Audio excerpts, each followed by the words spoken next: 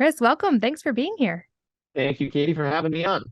Well, I am excited to learn from you today. And before we get to jump into mental health, I also have to hear a story because I have in your bio that you almost dropped out of high school and then ended up being a Harvard professor. And I just have to hear this story.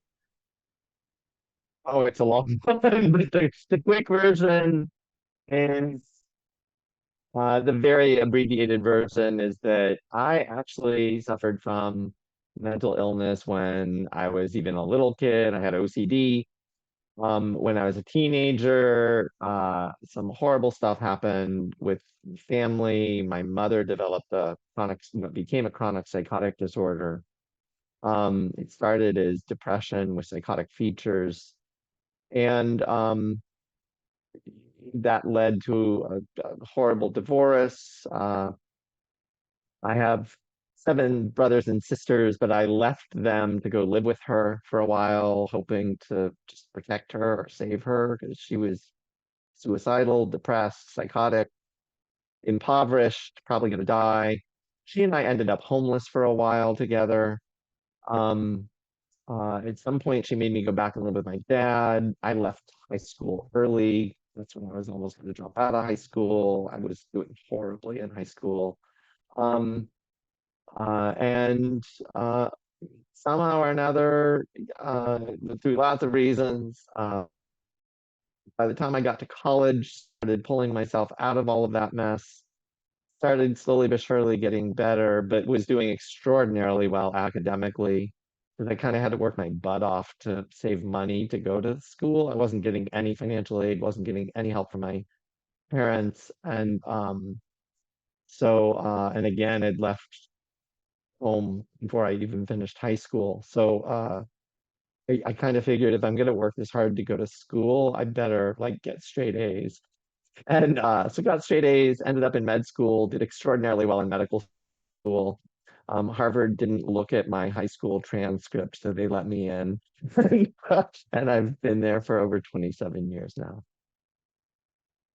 Wow, that truly is an incredible story. And you also are an expert in the field of mental health. And I got to delve into some of your work in preparation for this interview. And I'm so fascinated. I'd love to start really broad because I think your approach might be a new concept for a lot of people listening. But maybe just walk us through the background of some of the problems we're seeing right now and the way we think about mental health. So, on the surface, most people know mental health, mental illness is a growing crisis in the world today. So, mental disorders are on the rise and it's really across the board. It's not just depression and anxiety, but yes, depression and anxiety. And it's also ADHD, autism spectrum disorders. Those rates have tripled in 20 years. It's bipolar disorder. Those rates are going through the roof, doubling in adults and skyrocketing exponentially in youth. Um, and and so we're seeing across the board increases in mental illness. And the sad reality is that although our current treatments absolutely do work for some people, psychotherapy, medications, electroconvulsive therapy, ketamine injections, we've got so many treatments. And there's no doubt that these treatments save people's lives. These treatments work for a lot of people. The sad reality is that for more than 50% of people who seek treatment for a mental health condition, more than 50% end up with a chronic mental disorder, meaning that their depression might get better with an antidepressant, but then at some point, a year or two into the treatment, the depression comes back and they have to switch pills or they have to increase the dose or something.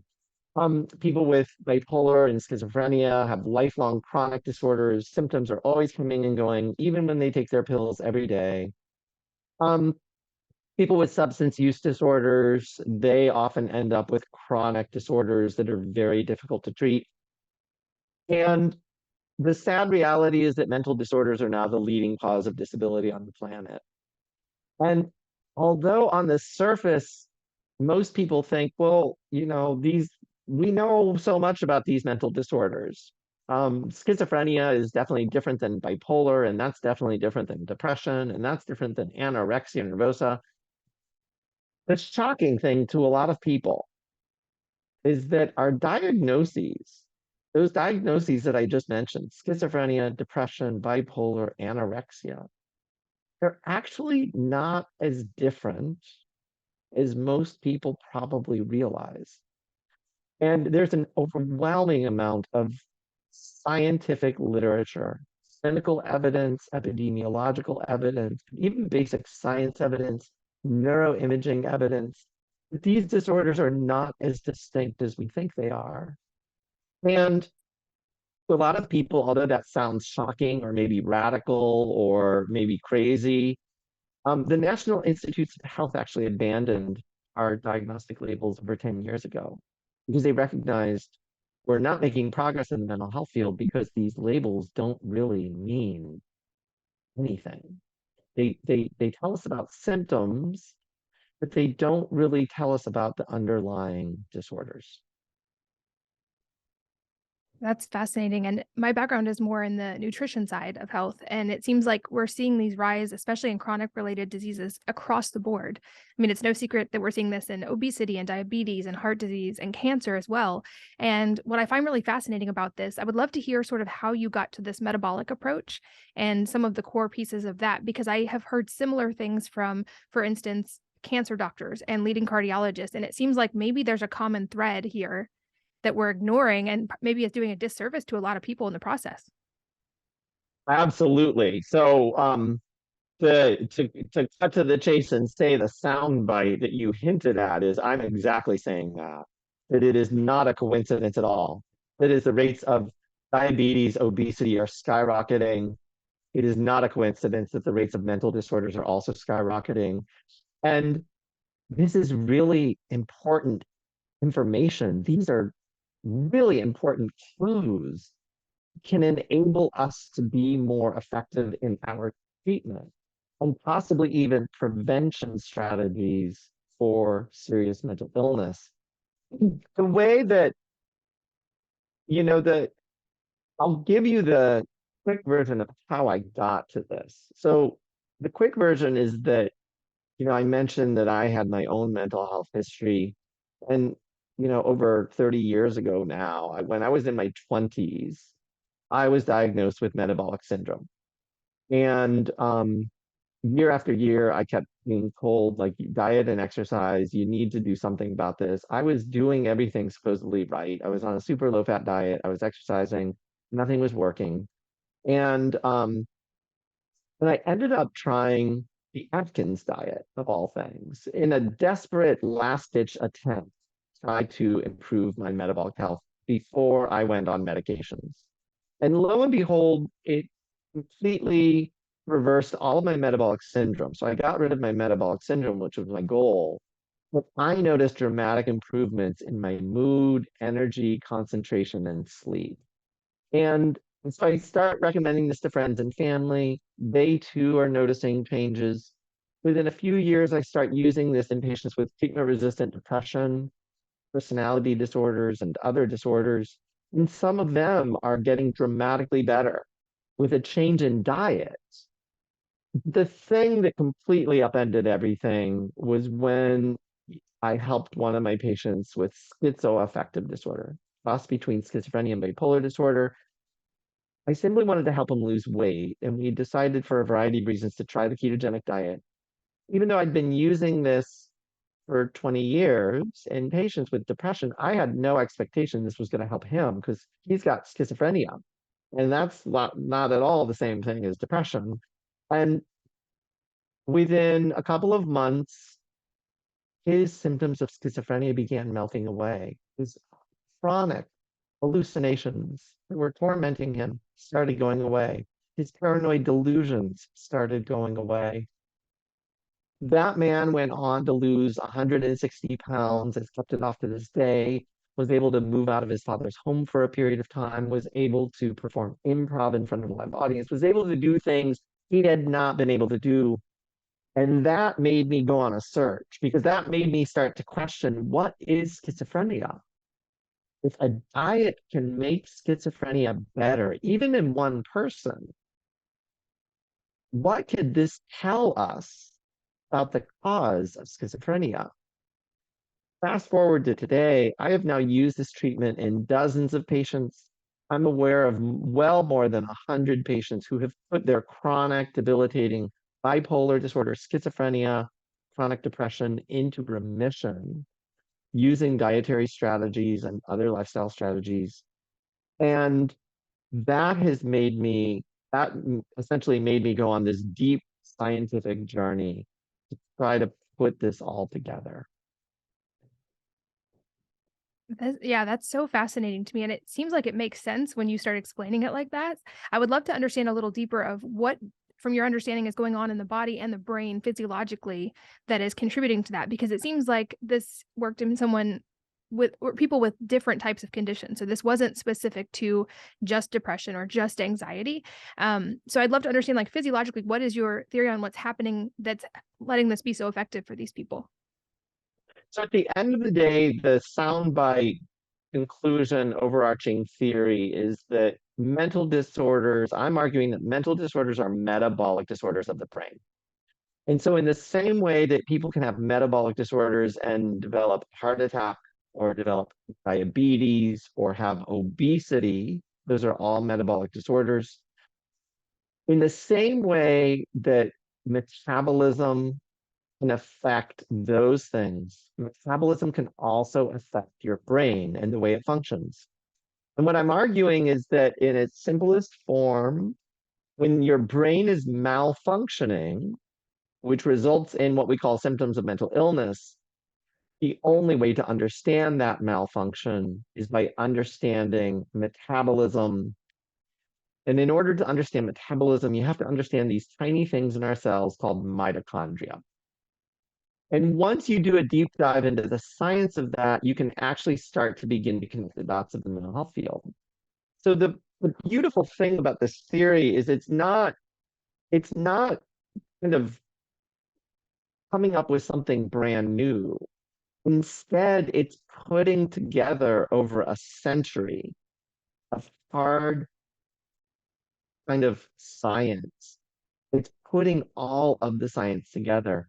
So what's shocking to a lot of people is that we've known for over a century that people with mental disorders have metabolic problems in their bodies and brains. All these neuroimaging studies that we've been doing, they're all measuring brain metabolism. That's what they measure. But we've seen all sorts of metabolic abnormalities, oxidative stress, higher levels of inflammation, those kind of things. The beautiful thing about this theory is that it also helps us understand, because once you understand mitochondria, you'll understand that mitochondria actually play a direct role in the production and regulation of neurotransmitters like serotonin and dopamine. Mitochondria play a direct role in the production and regulation of some really important hormones, including cortisol, estrogen, testosterone, and progesterone. Mitochondria play a direct role in inflammation. They play a direct role in gene expression in cells. They actually, believe it or not, so this is all biology and science, also play a direct role in the human stress response. When humans have psychological or physical stress, abuse, trauma, childhood adverse experiences, those people are more likely to not only develop mental disorders, which is not surprising to a lot of people, and it's not just PTSD. Those people are also more likely to have alcoholism and depression and anxiety disorders and personality disorders and even schizophrenia and bipolar disorder. Childhood abuse increases your chances of getting schizophrenia or bipolar disorder. But once you connect all of those dots, for the first time ever, we can finally connect the mental health field. We can connect all of the science. We can connect the biological, psychological, and social risk factors of mental illness into one theme. Obviously, the reason I'm super excited about this is it's not an abstract scientific geeky theory, which I can do that. I can make it abstract, scientific, and geeky, but it comes with practical solutions. Like if we change someone's diet, if we help someone develop an exercise routine, if we help someone manage sleep and stress, if we help someone get meaning and purpose in life, we can actually improve their brain disorders. That is what's so exciting to me. And those things are gonna have whole body ripple effects and positive feedback loops as well. Like in the over 600 episodes, I'm yet to have any expert argue that exercise is not beneficial to get, regular movement, or that sleep is not important, or that hydration and solid nutrition are not important. Like these are well agreed upon things, but you're saying there's also a link to mental health here, which I think is really exciting. And I'm curious if you get pushback because, for instance, when I had the cancer researcher on who said like there's a metabolic component to cancer, I had pushback from people in the oncology field who said like, no, chemo and radiation, these are well established. And he actually wasn't saying it's either or. He was saying, even if you're going to take the other approach, this can help your body during that process. I would guess there's probably a similar thing here where even if a person is benefiting from a normal treatment or a medication, this would be very complementary. But I would love you to go deeper on that as well. So, first of all, I would say yes, I think there's, if people are using medications or getting psychotherapy or doing AA or getting ketamine injections, and those things are dramatically improving their lives, I'm not here to stand in your way. I'm not here to try to take those treatments away from anyone. I want people to continue to get access to those treatments. But so but if you're still having some lingering symptoms, you got some benefit from those treatments, but you're still having some lingering symptoms, then yes, now we can start talking about complementary, alternative, enhancing additions to your treatment plan, maybe using some of these metabolic treatments. But in many cases, the treatments actually aren't helping people all that much. People with schizophrenia, bipolar disorder, even chronic depression. Depression is the leading cause of disability on the planet right now. Those people are not getting adequately helped by the pills they're taking. They can't work. They can't function. That's not okay. That is not adequate. That is not sufficient. And what I'm arguing is that those people might actually be better served with a comprehensive lifestyle metabolic treatment plan. In terms of your question, am I getting pushback? It's really fascinating because, again, we have decades and decades of hardcore neuroscience, genetic, clinical research, all supporting this. I am simply taking all of that research and putting it together in a more cohesive way. That's all I'm doing. So in many ways, I'm not getting a lot of pushback because the scientists know, well, you can't really argue with that. He's right. It is right there. The huge pushback will come. The billion-dollar issue in all of this is that we have medications in psychiatry that cause weight gain, that cause diabetes, that cause premature cardiovascular disease, and that, at least in the elderly, even cause premature death. Those are all written right on the package inserts of these medications. So I'm not making that up. I'm not being a conspiracy theorist by saying that. We're right there. The FDA has said these are known side effects. People must be warned. And so I outline in the book why those medications can reduce symptoms in the short run, but I also raise a very serious concern that those medications might actually be keeping people chronically ill in the long run, or they might be causing even new symptoms or new disorders. And I think right now I am not popular enough. I'm not famous enough. My theory, nobody knows about it really. So right now I'm not getting too much pushback because I'm nobody.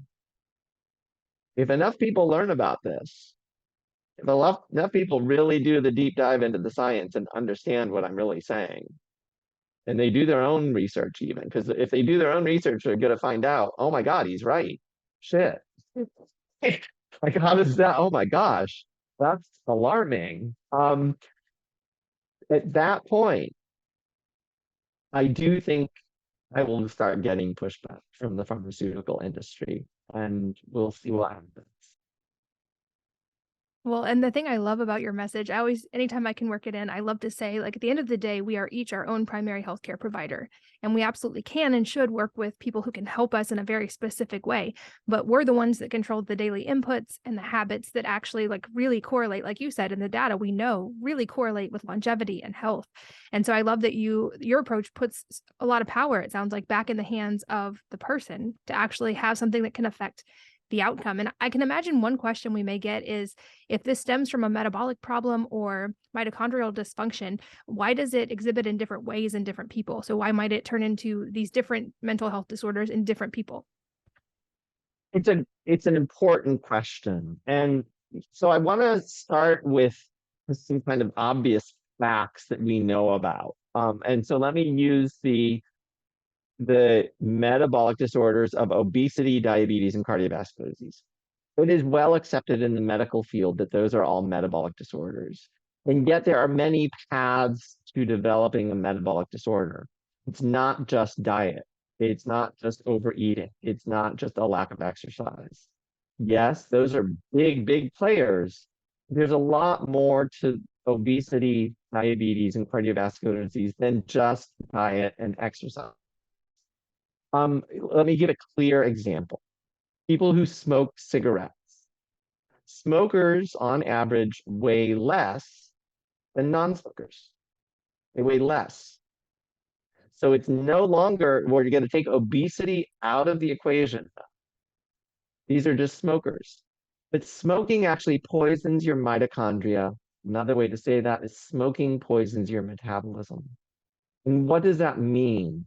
It means that independent of whether you're obese or not, smoking increases your chances of having a heart attack. Everybody knows that. That's common sense. Everyone knows. Even if you're thin and you smoke a lot, you can have a heart attack. That's a metabolic problem due to mitochondrial poisoning from smoke. What's fascinating, and a lot of people probably don't know, is that smokers have double the rate of type 2 diabetes, even though they are thinner on average than non-smokers. Smoking appears to be a dramatic, significant risk factor for insulin resistance and type 2 diabetes, independent of what a person is eating. Now, when smoking has both nicotine and all these toxins in it. Nicotine itself is not the toxin. So nicotine is suppressing appetite. Everybody knows when people stop smoking, that's when the weight gain comes on. So they've poisoned their metabolism, and now that happens. So to answer so I just want to say, all of those are metabolic disorders. People can have different symptoms. Not all diabetics are having heart attacks. Not all diabetics are even obese. Not all smokers are obese, yet they can be having heart. So you can mix and match even among the well-established, accepted metabolic disorders. Different people can have different symptoms depending on the different risk factors or environmental things that they're doing. So why would people have different mental disorders? The easiest way to explain it and understand it is the brain is a really complicated organ. Different parts of the brain do different things. If different parts of your brain are metabolically compromised more than others, you're going to have symptoms emanating from that part of the brain. So if the parts of the brain that control depression are metabolically compromised, you might have chronic unrelenting depression. Or somebody else might have metabolic compromise in the OCD pathways of your brain. Somebody else might have metabolic compromise in the parts of your brain that help you with memory or help you with focus and concentration. And if you have metabolic compromise in those specific brain regions, you're going to exhibit symptoms of those disorders. And are things like ADD and ADHD also this under this umbrella? Like, do those things also benefit from a metabolic approach? 100%. So what most people don't realize is that all of the mental disorder, if you have any one mental disorder, you're much more likely to develop all the other mental disorders. So people with ADHD are more likely to develop all mental disorders. They're actually also more likely to develop seizures and epilepsy. They're more likely to develop Alzheimer's disease when they get older. So people with ADHD have a metabolic brain disorder. It just so happens to be, you know, prominent in certain regions, at least at those points in their life. But metabolic disorders tend to spread throughout the body.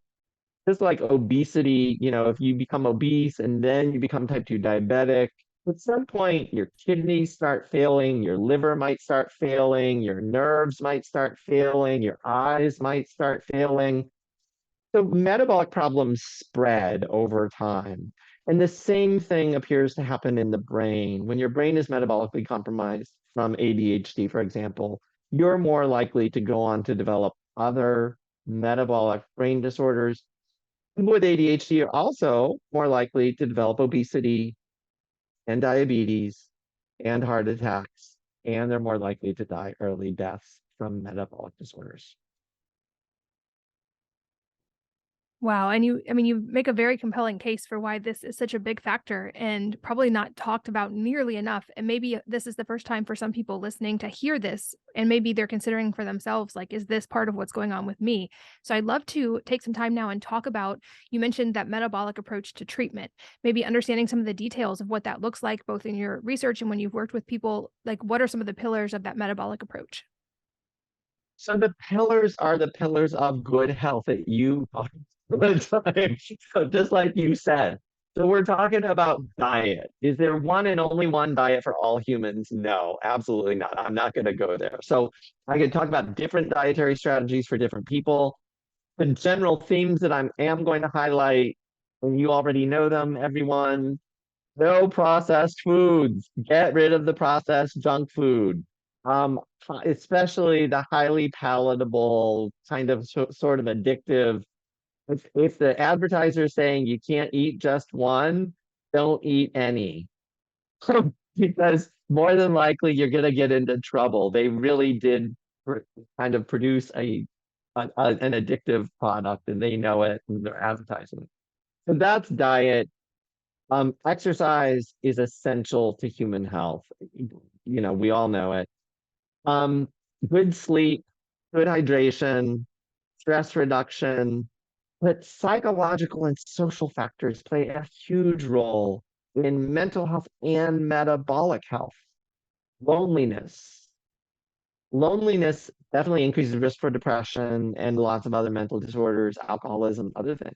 But loneliness also increases risk for heart attacks, obesity, and diabetes, and premature mortality. So loneliness, meaning and purpose in life, feeling like you are somebody, you have a reason to exist. Um, all of these things play a role in human health.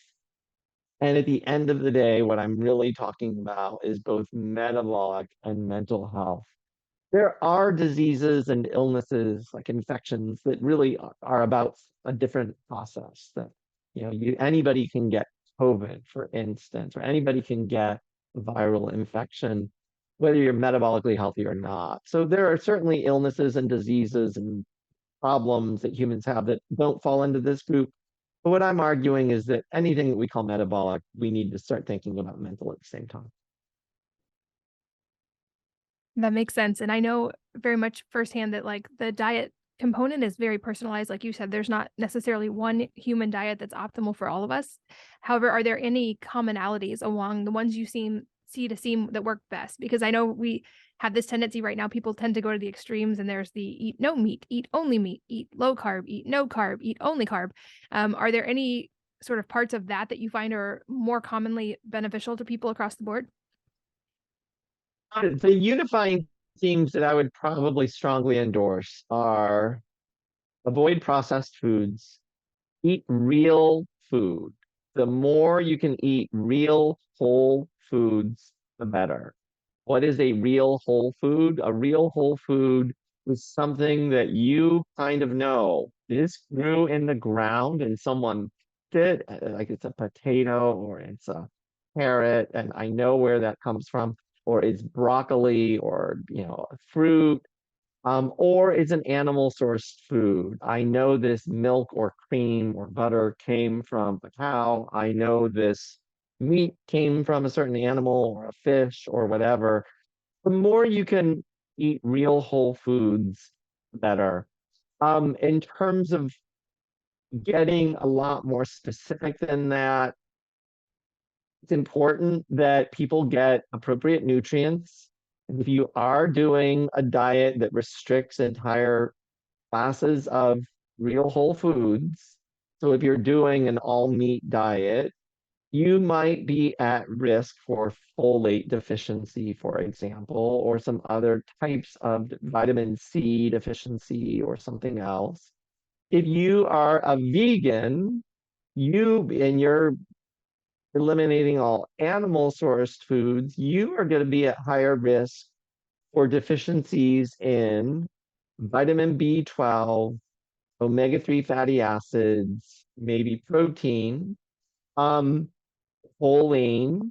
So if you're following a somewhat restrictive diet, and I would include ketogenic diet in this, that I do want people to be mindful about getting appropriate nutrients, maybe even working with a healthcare professional or a dietitian on getting screened for nutrient status. And if you're going to stick with that diet for whatever health reasons you have decided to pursue that diet for, or ethical reasons or whatever reason you're doing that diet, I'm not saying you can't do that diet, but I'm just saying be aware of what consequences that diet's having on your body and try to address those concerns with supplements or whatever.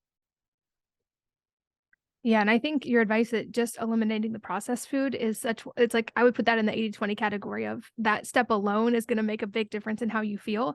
I know anecdotally and purely anecdotally that when I sort of reverse dieted and realized I had been under eating for a long time, and I actually started making it a point to get enough micronutrients from a variety of food sources and enough protein and healthy fats, I noticed a difference in my energy and how my brain felt. Like I didn't have a specific mental health condition I was working on, but I noticed my energy changed, my mental health felt like it really increased. So I'm curious because I know just at a surface level, there are essential amino acids that we cannot create in our body. There's essential fatty acids we cannot create in our body. And it seems like those also maybe have a link to neurotransmitters. So if a person is chronically not getting enough of those, can that have an effect as well? Like, would those be good categories to focus on in a positive way to make sure you're getting enough of these essential categories? Absolutely. So, and I think you hit the two key nutrients probably. Adequate protein, and what is adequate? Quite honestly, it really is going to depend on the person and their circumstances. It really is. If you are a bodybuilder trying to get massive muscles, you're going to need a lot more protein than somebody who isn't. If you're child who's growing, you're going to need a different amount of protein than a young adult who is no longer growing. You are a woman who is pregnant, you're going to need a different amount of protein than a non-pregnant woman. Why? Because all of those circumstances represent different phases of human beings needing to grow or thrive in certain ways. And they need different nutrients, different levels of nutrients. So protein is essential, fats are essential. So, I mentioned that I was on the low fat diet and basically it was toxic for me. And I was obsessive about it. I was trying to be healthy and listening to the advice I was getting from my doctor who said, because I'm like, how much fat? He's like, get rid of all the fat in your diet. If you really want to get rid of your high blood pressure, get rid of all the fat in your diet. So stupid me, I listened to him and I did that, and it was horrible. My blood pressure was skyrocketing. Um, and we've now had large randomized controlled trials. The Mediterranean diet, we had a randomized controlled trial of that. The one essential ingredient that reduced heart attacks in that very large study, it wasn't the amount of protein or fruits and vegetables or getting rid of red meat. It wasn't any of those things. It was consuming olive oil and or nuts. people who ate more fat in the form of olive oil and nuts had lower rates of heart attacks. A very hard, clear endpoint. So, so there's no doubt fats are essential to human health. And omega-3 fatty acids in particular are important. They actually are incorporated not only in the cell membrane, it helps a cell membrane function more properly, but they are even more concentrated in the membranes of the tiny things in the cells called mitochondria that I mentioned. And they actually help your mitochondria function better. At least I'll say that. So omega-3 fatty acids can be important, but this isn't about going out and overdosing on omega-3 fatty acid supplements, folks. Let me be clear about that. It's not, don't go overdose on those supplements because that's not going to be helpful and it might actually be harmful or something. Like you need an appropriate amount, and that is just a whole food kind of varied diet is the optimal way to get all of these things. And your advice about processed food, probably just avoiding that will help shift that fatty acid balance in a beneficial way. Because I feel like processed fats are one of the categories that has been most manipulated in a lab and changed so drastically in the last 50 years. Like we're using entire categories of processed fats in our diets that our great grandparents would not have even recognized as food. And these are now one of the most consumed parts of any food group. And so I think, like, to your point, if fatty acids are important and we know that they are, it's not even about that any particular one is good or bad so much as that ratio. And our ratios have gotten really screwed up because we're consuming so much of these really highly industrial processed fats versus those natural sources that you mentioned, like the Mediterranean diet ones of olives and things like avocado and from seafood. We know those have gone down in diet and we've increased these processed fats. So I think so much goes back to that processed food recommendation. I'm also curious if in your research, you're seeing anything. You mentioned sleep as a big factor, and I often link sleep and light exposure together because I see, looking at the trends, we've decreased our amount of exposure to natural light, of course, increased our exposure to artificial light. And this is another change that's happened pretty drastically in the last 100 years. So I'm curious, are there any signaling cues related to sleep and light exposure that really come into play in a strong way in this theory of mental illness? 100%. I actually have a whole chapter on sleep and light and circadian rhythms. So light is essential to circadian rhythm biology. Light actually stimulates hormones. Light directly stimulates mitochondria, believe it or not. So it is directly changing our metabolism.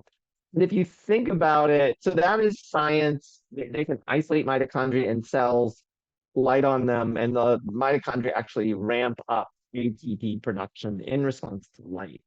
So we've got fairly clear, compelling evidence that though that is just true. Um, but in fact, it makes sense at a physiological level. So, when we wake up, we are normally exposed to light, whether it's turning on the lights in your bedroom or whether it's going outside or opening the shades. And that is when we need more energy. We need to start moving. We need to start doing things with our day. And so it makes, kind of intuitive sense. Light also helps us get good sleep. It regulates our circadian rhythm. If you get bright dose of light first thing in the morning, that is probably the most optimal thing you can do. Bright exposure first thing in the morning. And that could be going outside for a walk if you live in an area where you can do that. Or some people will even use a bright light therapy box. You can get them on Amazon or wherever you want to get them. People will expose themselves to bright light in the morning. And then the other essential ingredient with light is avoid light at night. So that means reduce your screen time. Don't be on your cell phone in bed all night. When you wake up in the middle of the night, don't automatically go to your cell phone. Expose your eyes to that bright blue light. Why? Because that bright blue light is giving your brain a signal that it's time to wake up. And it's really not time to wake up. You should be sleeping. So your bedroom should be as dark as possible and as safe. But if you can be safe and sound without a nightlight, go without the nightlight. I mean, they've even done studies looking at light pollution, is what it's called. So people who live in urban areas with all the street lights and everything, or big building lights, um, those people have more chronic health conditions like diabetes, obesity, heart attacks, all those things, probably because it's disrupting their circadian rhythms. That makes sense. And it's again, like you said, some of these pillars are already things we know that are pillars of good health in general. But I love getting to hear the very specific way this it affects our brains as well. Because I think a lot of parents listening maybe have been struggled with some of these themselves or are worried about that for their kids. Which brings me also to the question of as parents or just as people who want to stay in good health and good mental health, are there any other sort of preventative, proactive steps we can take, even if we don't have an acute mental illness that we're working through? Like, are there things we know that are proactive in helping ward that off?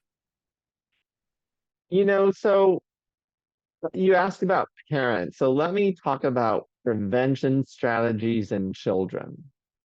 And the unfortunate reality is we don't yet have large randomized controlled trials of the prevention strategies that I'm going to suggest right now. So I wanted to frame that. I want to let people know I am speculating these might actually be real, authentic prevention strategies based on a study that I'm going to tell you about. So the study actually followed over 5,000 children for over 24 years. And they measured their levels of insulin resistance, and they also measured their weight. They measured lots of other things. They measured those things along with mental health metrics for the whole 24 years.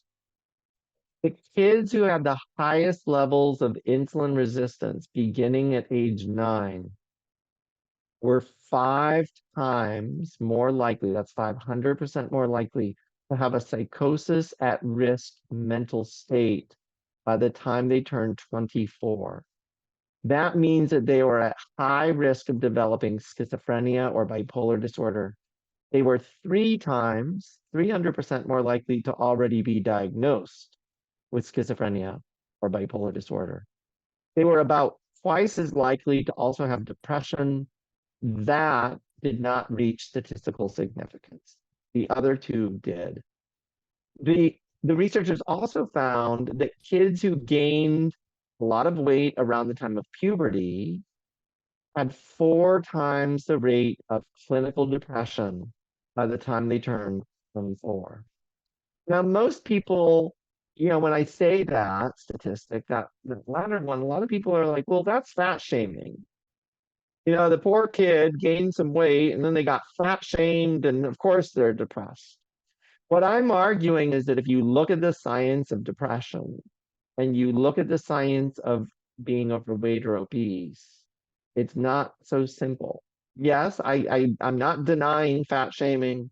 I'm not saying that's not toxic and harmful to psychological and mental health. Of course it is. Of course it is. What I'm saying is that there's even more to the story than just that. That being obese leads to higher levels of brain inflammation. That impacts the way your brain functions. And so, what I would say is that if you are a parent and you are just, a lackadaisical parent, you're busy, you're stressed, you just let the kids eat whatever they want. I don't care. They like the chips, they like the snacks, they like their candy, and, whatever. It's no big deal. They're young, they can run it off. If you notice that your kids are starting to get a little overweight, if you notice that your kids are starting to be pre-diabetic, high levels of insulin resistance, and in case you didn't know, these things are epidemic in our society right now. You might be able to prevent your child from developing a chronic, lifelong psychotic disorder if you do something now. You need to think about addressing this with your child now. Think about changing the food up in the house. Not about a punishing diet, not about shaming your kid. It's not about telling your kid, you're fat, you lazy, blah, blah, blah, lose some weight. That's not what I'm saying. I'm saying the entire family is going to make some dietary changes.